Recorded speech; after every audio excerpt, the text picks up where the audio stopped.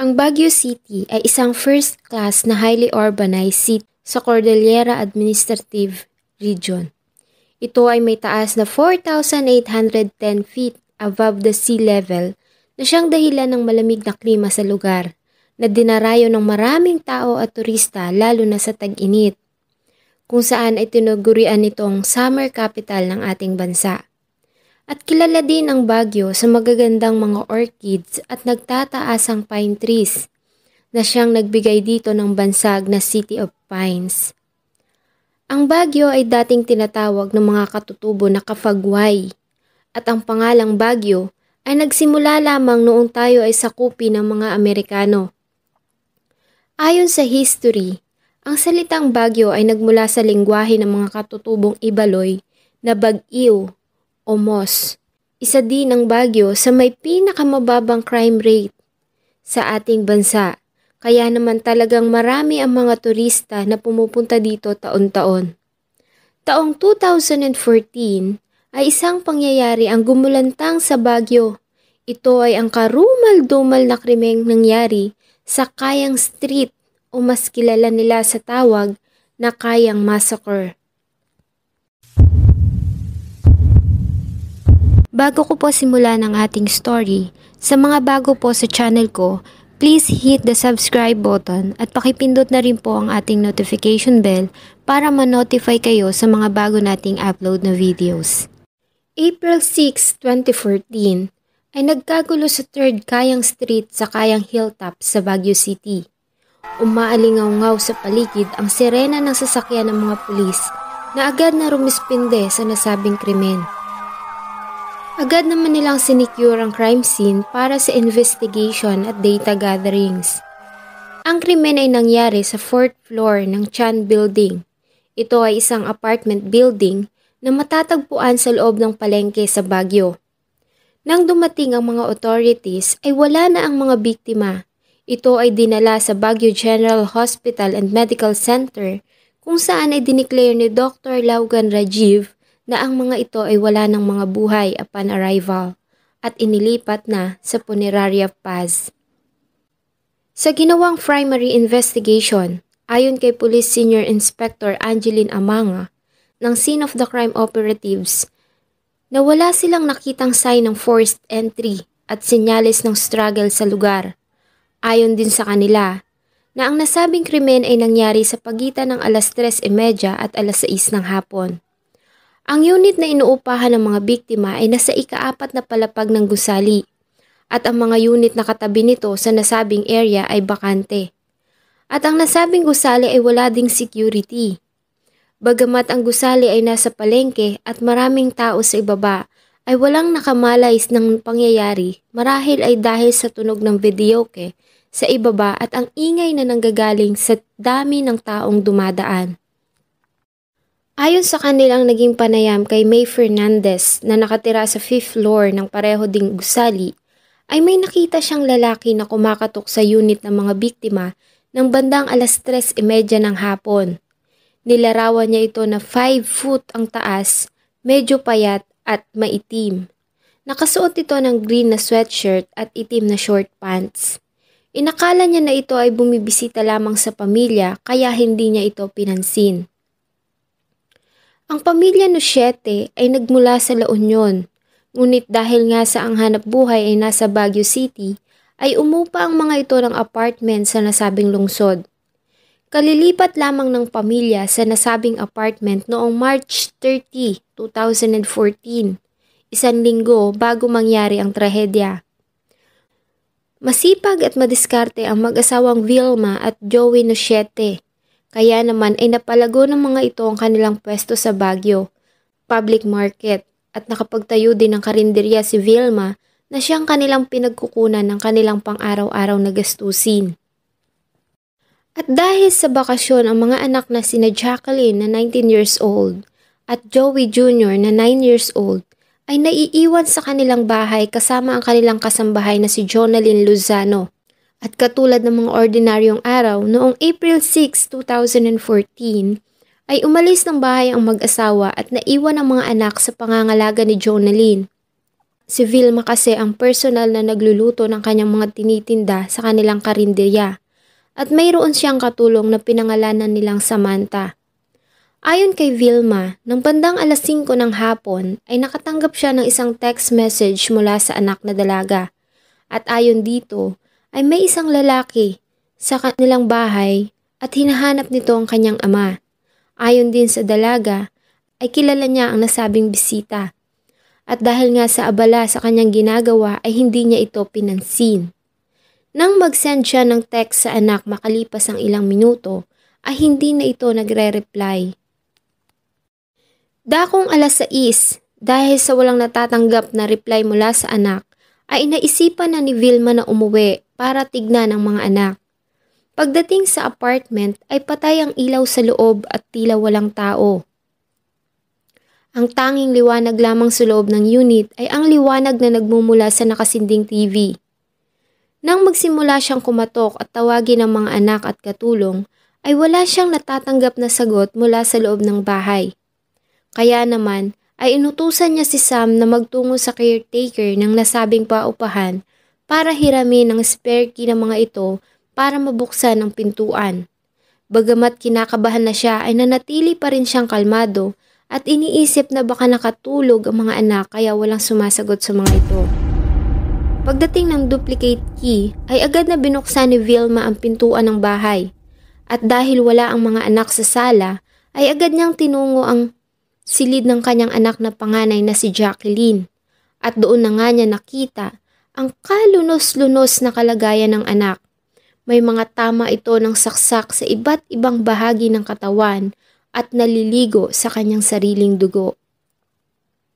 Sa kabilang silid naman ay nakita ni Vilma na nakahilata sa kanyang kama ang duguang katawan ng anak na bunsong si Joey Jr., ang kasambahay nila na si Jonalyn at ang mga kalaro ng anak na sina Dave John de Guzman, 7 years old, at Raymond Del Mundo na 9 years old pa lamang. Hindi alam ni Vilma kung ano ang gagawin.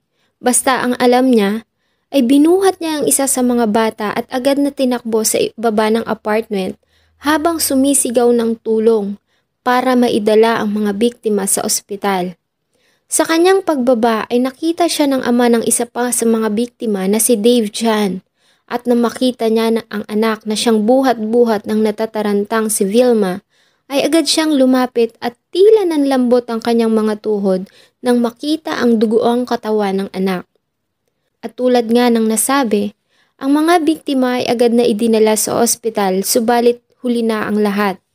Idineklara ang mga ito na dead on arrival. Sa crime scene ay may nakita silang duguang pares ng short pants at sinturon na pinaniniwala ang pagmamay-ari ng suspect. Nang ipakita ito ng mga investigador sa mag-asawang Nosyete, ay hindi nila kilala ang may-ari nito. Hanggang sa lumapit sa kanila si Sam at ayon sa kanya ay kilala niya kung sino ang may-ari ng nasabing short pants at sinturon. Ito umano ay pagmamay-ari ng kanyang dating ka-live-in partner na si Philip Tolentino Avino alias Michael Jeronimo.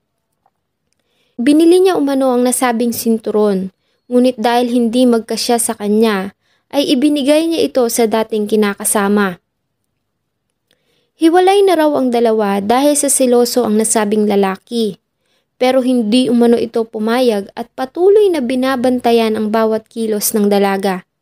Sa katunayan, 2 araw bago ang nasabing krimen ay pinuntahan siya ni Philip sa kanyang trabaho at pilit nitong kinuha ang kanyang cellphone at lagi din itong nakatanaw sa kanya. Binabantayan umano siya nito mula umaga hanggang sa siya ay makauwi.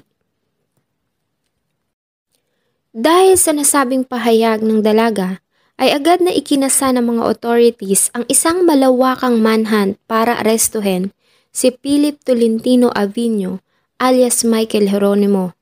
Ang local government ng Baguio City ay nagbigay din ng pabuya na 100,000 pesos sa makakapagturo sa kinaroroonan nito.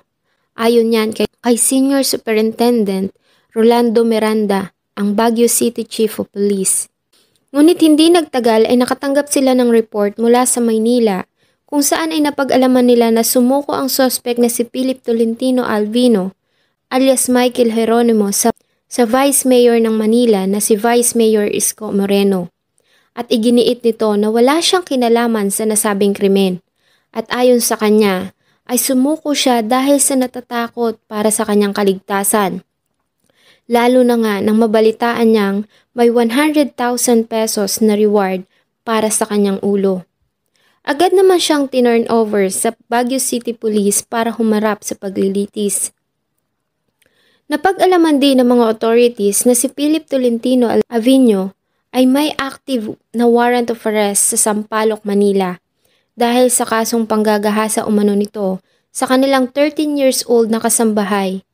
Kaya naman ay tinungo nito ang Baguio at nagtrabaho doon bilang isang kargador sa palengke kung saan ay nagpakilala ito sa pangalan na Michael Jeronimo. Ayon kay Philip, ay wala siyang kinalaman sa nasabing krimen at sinabi pa niya na totoong galing siya sa bahay ng mga Nosyete, ngunit para lamang umano kausapin ang kinakasama na si Sam dahil sa hindi nila pagkakaunawaan. At nang mga oras na mangyari ang krimen, ay nakasakay na siya ng bus papuntang Pasay. Ayon pa dito, ay nakita niya ang dating kinakasama na si Sam na may kausap na mga lalaki at nang kanyang sinundan ay nakita niya ang mga ito na pumasok sa loob ng bahay ng mga biktima. At ayon din sa kanya, ay pagnanakaw ang motibo ng mga ito ngunit dahil walang nakitang pera, ay pinatay ng mga ito ang mga biktima. Ngunit pinabulaanan naman ito ni Vilma Nosyete dahil ayon sa kanya ay maghapon niyang kasama si Sam ng araw na mangyari ang nasabing krimen. Ayon sa autopsy report, si Jacqueline ay nagtamo ng 18 stab wounds. Ang 9 years old na si Joey Jr. ay nagtamo naman ng 14 na mga stab wounds. Ang housemaid na si Jonalyn ay nakitaan ng 12 stab wounds at ang mga musmos na si Dave Jan ay 8 stab wounds, 5 stab wounds naman ang tinamo ni Raymond Del Mundo.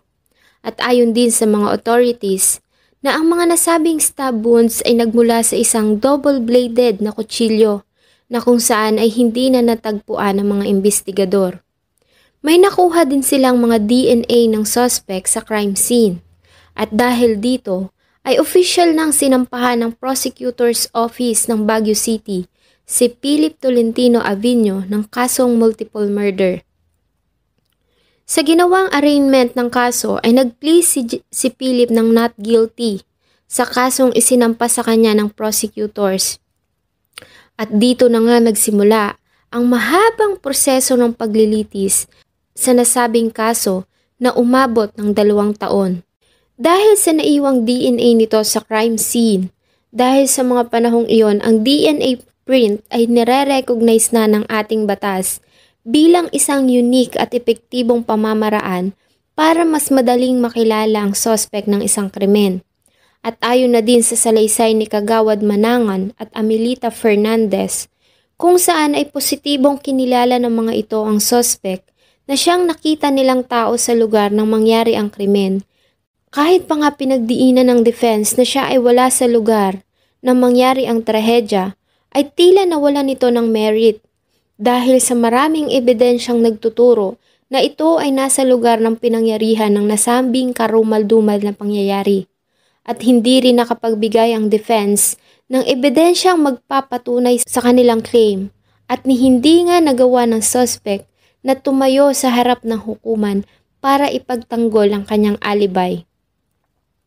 Kaya naman, noong January 28, 2016, ay nagbaba ng desisyon ang Regional Trial Court ng Baguio City, Branch 4, kung saan ayon sa hukuman na si Philip Tolentino Alvino ay napatunayang guilty beyond reasonable doubt sa kasong 5 counts ng murder at sinintensyahan ng maximum penalty na reklusyon perpetua o habang buhay na pagkakakulong in each count of murder with no eligibility for parole.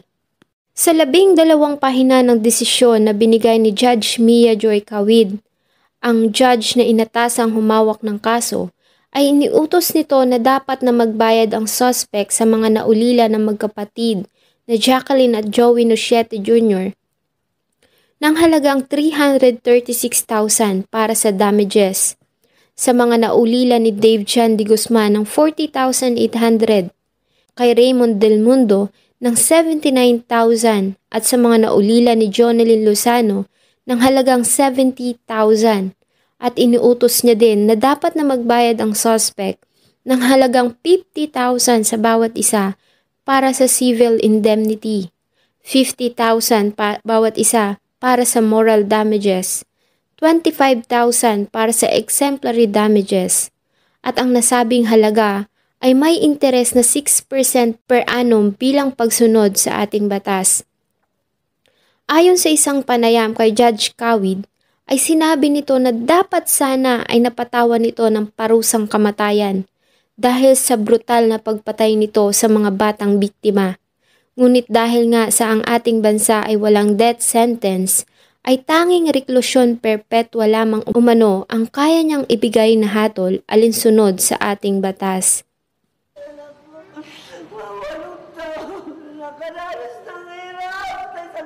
Sana po ay nagustuhan niyo ang malungkot na kwentong aking ibinahagi. Marami pong salamat sa inyo pong patuloy na pagsubaybay sa atin pong mga video. Huwag po ninyong kalimutang mag-iwan ng inyong saloobin tungkol po sa ating tinalakay sa atin pong comment section. Thank you so much po and see you on my